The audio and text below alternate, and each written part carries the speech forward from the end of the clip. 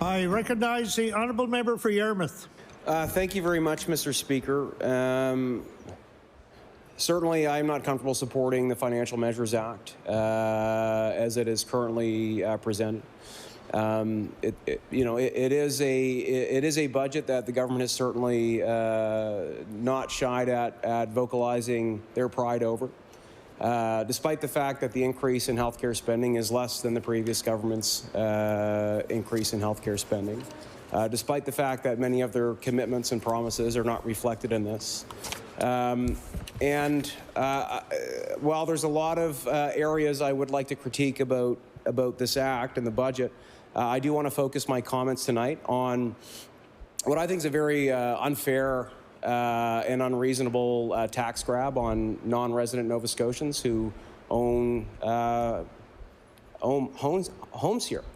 As Bill Black stated in his op-ed, this essentially represents a tripling of property tax for those who have properties here in Nova Scotia who live in other provinces.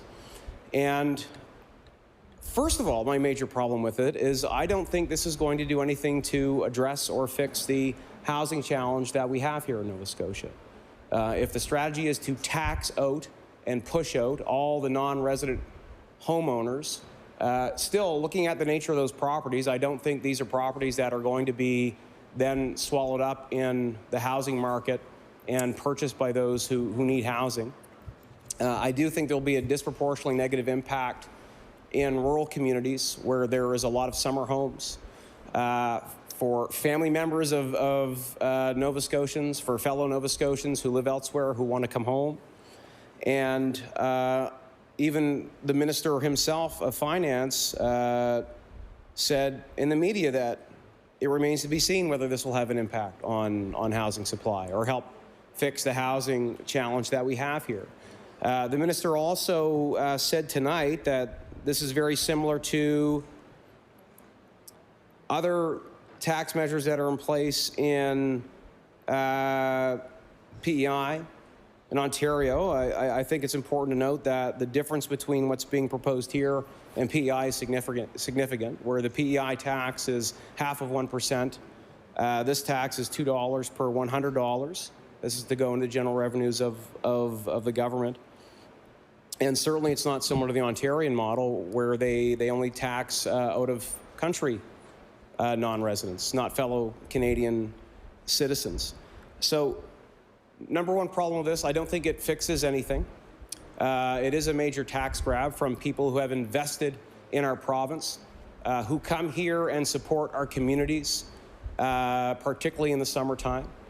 And I also think this is sending the wrong message to people. You know, we benefited greatly over the last 2 years where the world and many other jurisdictions in Canada were looking at Nova Scotia as the place to be.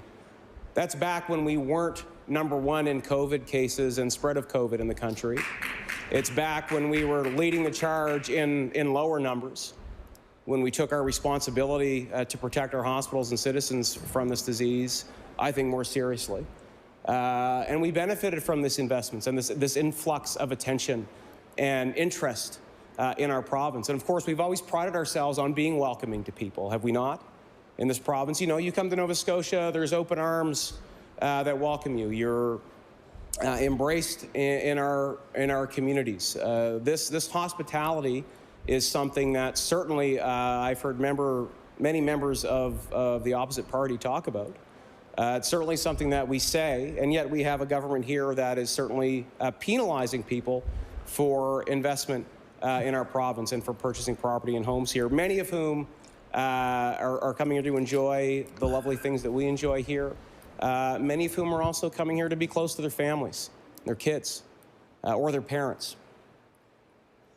And these are people that certainly contribute greatly in a number of ways to our communities, particularly in rural Nova Scotia.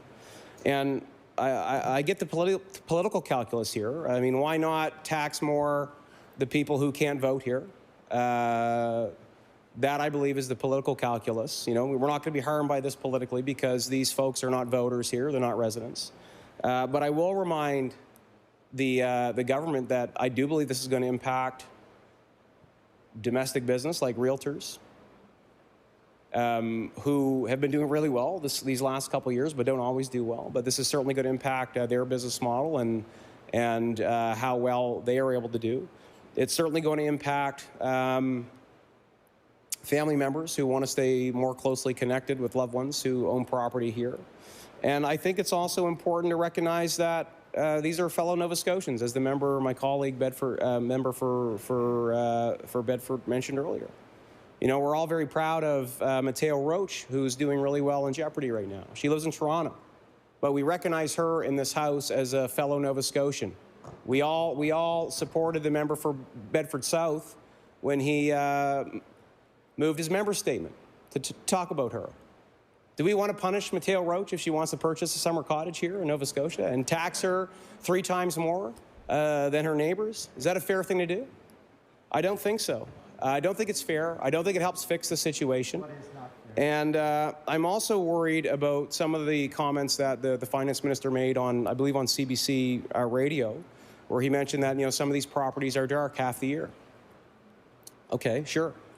What about snowbirds?